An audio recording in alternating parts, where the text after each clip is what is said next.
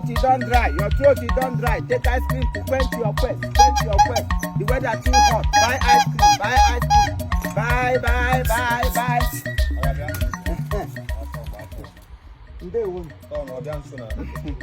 Now we're done. Hey, too much. This one too much.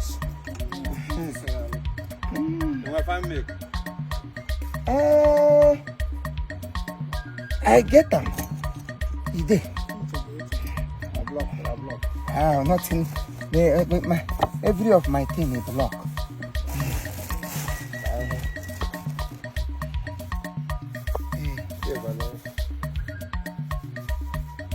This one, 200.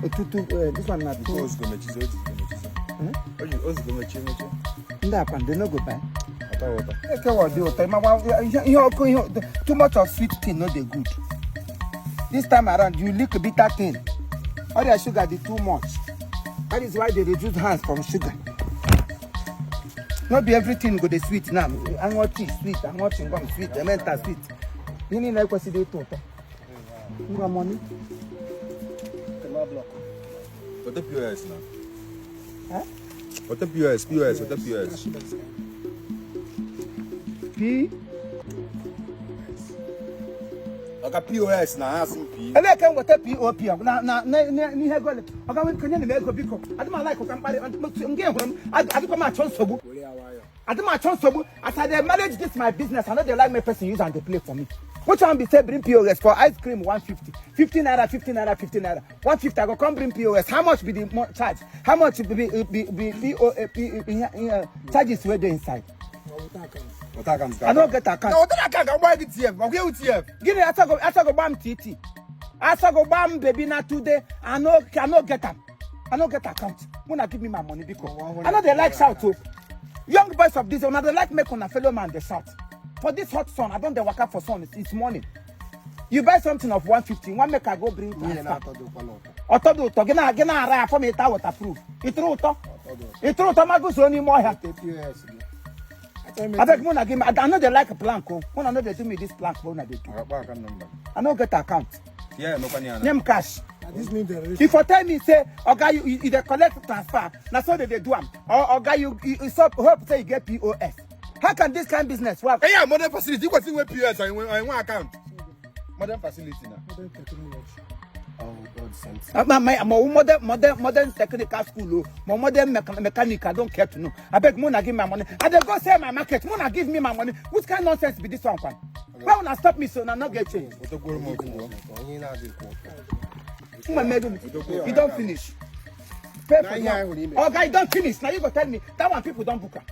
I beg you pay. Waiting go happen. He's a Korea. You could even over 50 naira, or to 50 naira. Okay, he's a Korea. Okay, I beg Mona, give me my money. Give me my money. I got to go on account. Okay, what I think I should come. Make gonna give me my money. Make gonna give me my money. What is this? When they like my person, they talk too much. I say I will not read. I don't care. I could come. They make them. I thought if I'm gonna go kill me here today. I'd go out of me. I be trouble. What are you gonna be? Are you gonna make now? I know they sell wholesale. God the wholesale. He made it with the 10. I say I will go green. I don't care. I can keep black. I'm making a free shot. I got the white. Which will give you out.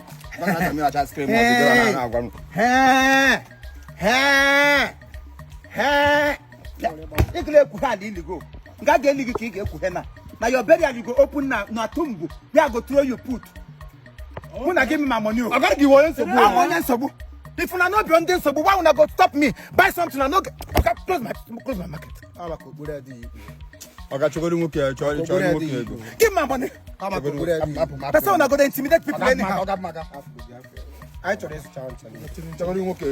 Got your change. Is that change? You waiting. You waiting. I know said now 1,000. I'm a kwakora gapa. Kapa gajira I know they play. Shinga kudi. Okay, I told them now. What done this now? Chile, una na chamo ko na dey find my trouble. Yeah, you take die. Una dey find my trouble. Yeah, you take die. I'm going go for Yeah, you take die. After taking my time.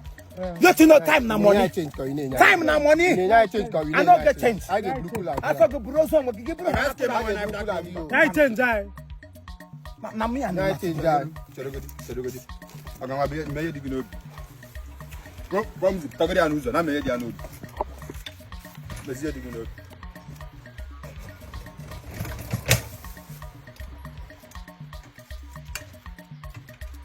Angorum holy ghost. Yeah. When I go kill me here today. When I go kill me here today. Yeah, you take die. Yeah, change that. We need to change that. How about 1,000 kids or is it 1,000? Now this economy. I'm coming to Igbo. Over. I'm going to change. Let am come out for road. Angorum holy ghost. Enwedum break o. Angorum holy ghost. Ekwensu come out for road. Angorum holy ghost.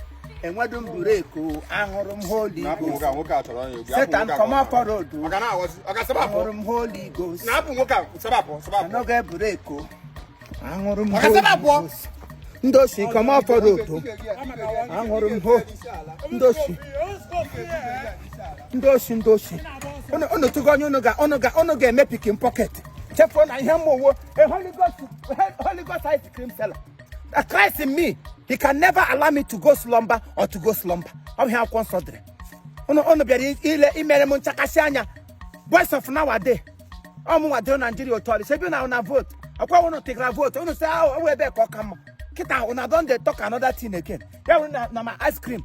Kono ge je egwu. Amala prapu igwu. Gitari ice cream, Gawana. Zugo you and K. Owe ne meput ice cream. Zugo you and K do no worry. On Gane meput ice cream, Gana bonk, Giga Raya, what how to quantity of sugar get tigrek. We model license, we make ice cream to be very, very acceptable and lickable by all. Mande will not their sugar, Mande everybody can lick it. But some sugar not there. You're not open.